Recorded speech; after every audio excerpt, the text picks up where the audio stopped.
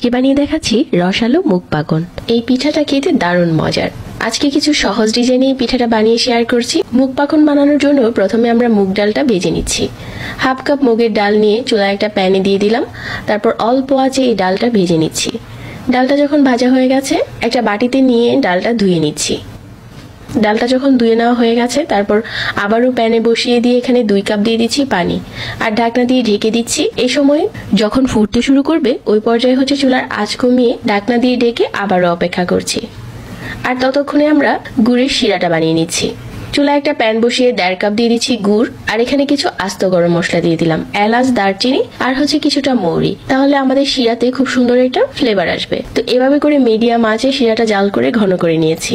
গুড়ের শিরাটা রেডি হয়ে গেছে। তো এখন হচ্ছে আমরা ডালের মিশ্রণটা চুলা থেকে নামিয়ে কিছুটা ঠান্ডা করে পেস্ট করে নিয়েছিলাম। তো আবারও চুলায় বসিয়ে দিয়েছি আর এখন ফুটতে শুরু করেছে। ঠিক ওই পর্যায়ে 1/4 চা চামচ হলুদের গুঁড়া, পরিমাণ মতো লবণ আর 1/4 কাপ নারিকেল কোরানো এগুলো দিয়ে একসাথে মিশিয়ে নিচ্ছি। এখানে যদি কেউ চান হলুদটা স্কিপ করতে পারেন, দিলে পিঠার কালারটা ভালো আসে। তারপর এখানে 2 কাপ চালের গুঁড়া দিয়ে ঢাকনা দিয়ে ঢেকে দিয়েছি আর ঢাকনার ছিদ্রটা বন্ধ করে দিয়ে অপেক্ষা করছি 5 মিনিট। 5 মিনিট পর ঢাকনাটাকে সরিয়ে নিয়ে ভালো করে নেড়ে চেড়ে মিশিয়ে নিচ্ছি।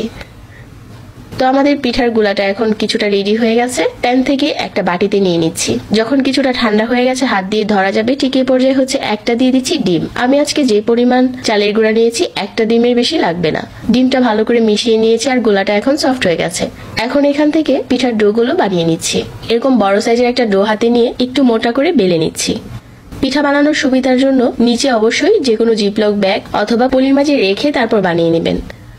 তো ডিজাইনটা হচ্ছে যার যার পছন্দ অনুযায়ী আপনি আপনার পছন্দ মতো ডিজাইন করতে পারেন। আমি এখানে কুকি কাটার দিয়ে প্রথমে উপরে কিছুটা দাগ কেটে নিয়েছি, তারপর একটা সাইড থেকে ঘুরিয়ে ঘুরিয়ে ডিজাইন করে দিচ্ছি। এই পাকন পিঠার গোলাটা এত বেশি সফট থাকে আপনি যে কোনো ডিজাইন সহজেই করে নিতে পারেন, আপনার যেভাবে ভালো লাগে। তারপর সাইড থেকে কেটে নিচ্ছি। আর এই পিঠাটা অনেক দ্রুত বানানো যায়। একটা পিঠা বানানো হয়ে গেছে। তো এখন হচ্ছে আমি দেখিয়ে দিচ্ছি পাতার ডিজাইন আমরা কি করে বানিয়ে নেব। একটা বড় সাইজের রুটি থেকে মাঝ বরাবর এভাবে করে কেটে নিয়ে পাতার শেপ দিয়ে দিয়েছি আর এখন সাইড থেকে এভাবে করে ঘুরিয়ে নিচ্ছি। তো আজকে সবগুলো পিঠা এভাবে করে বানিয়ে নিচ্ছি আর এখন হচ্ছে আমরা এগুলো ডুবো তেলে ভেজে নেব। মাঝারি আঁচে চুলায় প্যান বসিয়ে পর্যাপ্ত পরিমাণের তেল গরম করে নিয়েছি।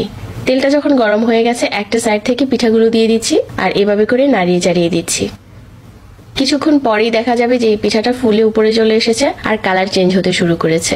আপনি পিঠাটা ভাজা হয়েছে কিনা উপরে একটু উঠিয়ে দেখে নিতে পারেন। যখন পিঠাগুলো দেখতে উপরটা অনেকটা শক্ত মনে হবে ঠিক এই পর্যায়ে তেল ঝরিয়ে উঠিয়ে নিতে পারেন। তো পিঠাগুলো এখন ভাজা হয়ে গেছে। এখন তেল থেকে উঠিয়ে সরাসরি আমরা যে শিরাটা আগে থেকে বানিয়ে রেখেছিলাম ওটাতে দিয়ে দিচ্ছি। এভাবে করে উপরে শিরাটা দিয়ে দিলে খুব ভালো করে শিরা স্যুপ হয়ে যায়। এখন পিঠাটা চলুন ভেঙে